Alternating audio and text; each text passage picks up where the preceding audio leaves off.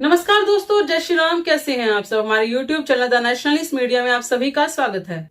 देश भर में जिहाद को लेकर बहुत ज्यादा मात्रा में संख्याएं या ये कहें घटनाएं बढ़ती जा रही हैं। जहां पर एक किसी को रोकने की कोशिश की जाती है, वहां पर 5 और सुनाई दे जाती है कि हाँ, वहां पर ऐसा हो चुका है। लव जिहाद एक ऐसी बीमारी हो चुकी है जिसमें लड़कियां फंसते चली जा रही हैं। और जो लड़की इस चीज को नहीं मानती है या फिर इससे निपटने की कोशिश करती है, दूर जाने की कोशिश करती है, तो उसे डरा धमका कर या किसी और तरीके से उसको फंसा लिया जाता है।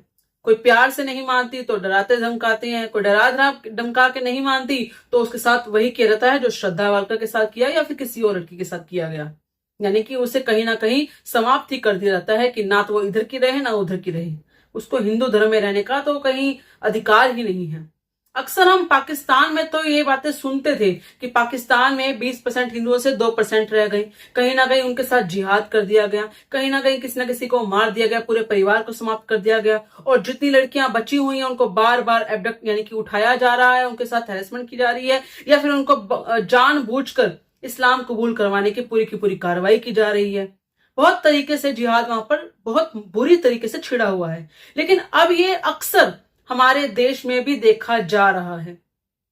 इतनी खबरें जरूर इसलिए आ रही हैं बाहर। पहले तो ये समझिए कि इससे पहले जो सरकार थी, 10 साल से पहले जो सरकार थी, घटनाएं तब भी थी, घटनाएं तब भी इसी रफ्तार से थी, लेकिन तब इतनी जागरूकता नहीं थी। इसीलिए वो घटनाएं बार बार सोशल मीडिया पर या फिर ये कहें कि हमारे आसपास की एरिया में खबरें सुनाई नहीं देती थी। ना ही ये कहें कि न्यूज पोर्टल जितने भी थे वो इतने एक्टिव थे, या फिर ये कहें न्यूज पोर्टल्स पर पूरी तरीके से सरकार का कब्जा था। क्योंकि अब सारी संस्थाओं को हर तरीके से फ्री कर दिया गया है।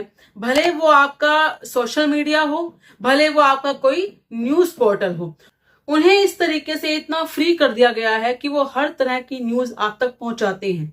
खास तौर पे लव जिहाद की ये मात्राएं, ये नहीं कि ये मात्राएं कम हो रही हैं, परंतु हर न्यूज आप तक पहुंच रही है। ये बहुत बड़ी बात है। पहले तो इतनी डेवलपमेंट ही नहीं थी कि इतनी न्यूज आप तक पहुंचती, क्योंकि हर जगह पर हर एरिया में ये लोग घुस चुके हैं। हर जगह पर हर लड़की को कहीं ना कहीं टारगेट कर रहे हैं। आपके कॉलेजेस से लेकर यूनिवर्सिटी तक, आपके माइनर बच्चों तक, जहां इनको लड़की दिखती है कि उसे किसी ना किसी तरीके से अपने काबू में लाया जाए, ये कोशिश करते हैं उसके साथ जिहाद करने की। बहुत से ऐसे केसेस हैं जहां पर आप ये सब देख सकते हैं। अगर इसके बावजूद अगर लड़कियों की आंखें नहीं खुली, परिवारों की आंखें नहीं खुली, अपनी लड़कियों पर लगाम लगाना शुरू नहीं किया, उनको लगाम का मतलब ये नहीं कि आप किसी तरीके से उन पर दबाव डालें, लेकिन आप उन्हें समझाना शुरू करें, उन्हें बताना शुरू करें कि आपका शत्रु बोध क्या है। आप जानिए, आप पहचानिए कि आपसे तो दोस्ती करने आ रहा है, आपके साथ जो रिश्ता निभाने आ रहा है वो दरअसल आपका मिसयूज कर रहा है, वो अपना जिहाद कर रहा है, क्योंकि उसे जन्नत में जाकर जगह मिलनी है।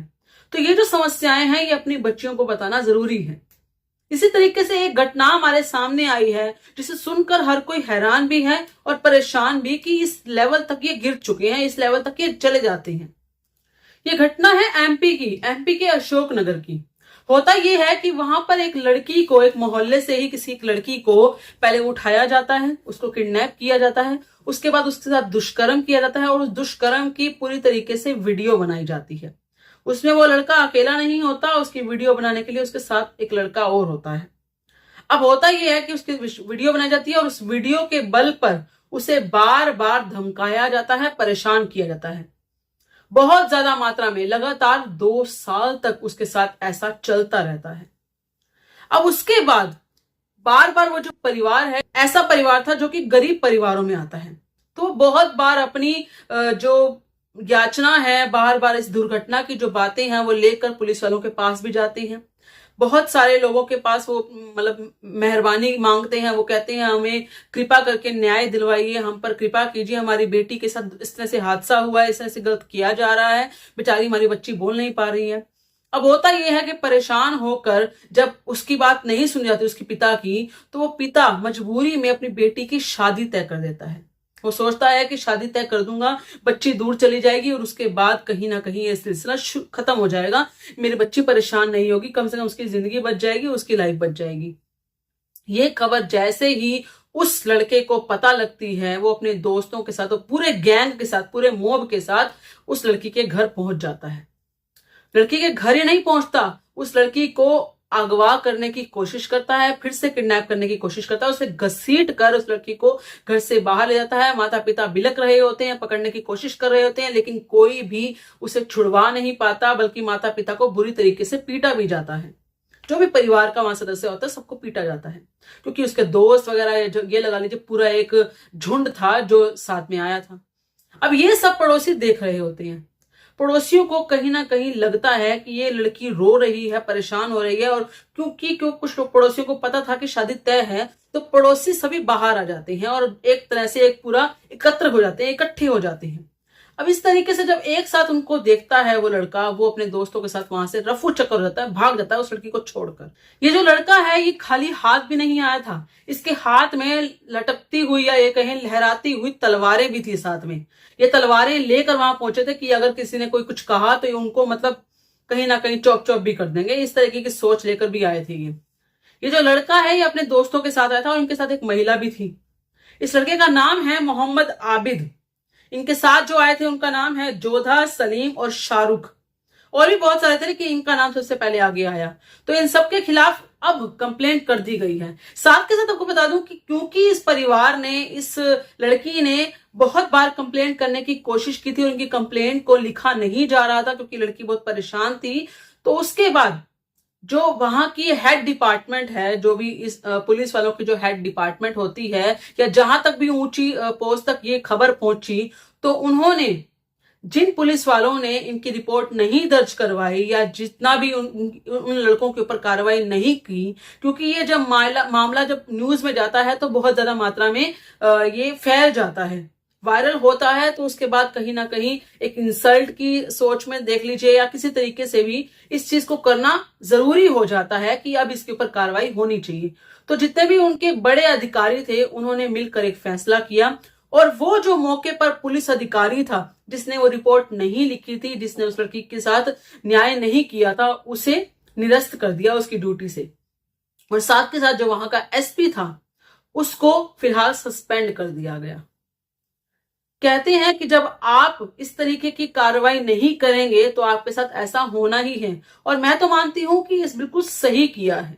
बहुत जरूरी है कि हमारी बहन बेटियों के साथ, खास तौर पे जो हिंदू बहन बेटियां हैं उनके साथ जो गलत हो रहा है उन्हें बचाना आवश्यक है, वरना ये वो दिन दूर नहीं कि जब ये अपनी मेजोरिटी में आएंगे, और यहां पर क्योंकि हमारी हिंदू बहन बेटियां इतनी बचेंगी ही नहीं तो हमारी मेजोरिटी रहेगी नहीं, और उसके बाद हम जानते हैं कि कैसे इनका गजवाए हिंद का सपना पूरा होगा। फिलहाल एमपी की जो वहां की सरकार है उन्होंने भी एक बड़ा फैसला लिया, और इस लड़के के परिवार का जो घर था, यानी कि इस लड़के का जो घर था उसको बुलडोज भी कर दिया गया, क्योंकि इसने जो काम किया था वो निहायत ही बेशर्मी का, निहायत ही गलीज काम था, जिसमें एक लड़की की लाइफ भी बर्बाद हो सकती थी। साथ के साथ पूरी तरीके से वो लड़की कन्वर्ट तो होती ही होती, लेकिन कहीं ना कहीं पूरी लाइफ उसको एक दब कर एक जाल में रहना पड़ता।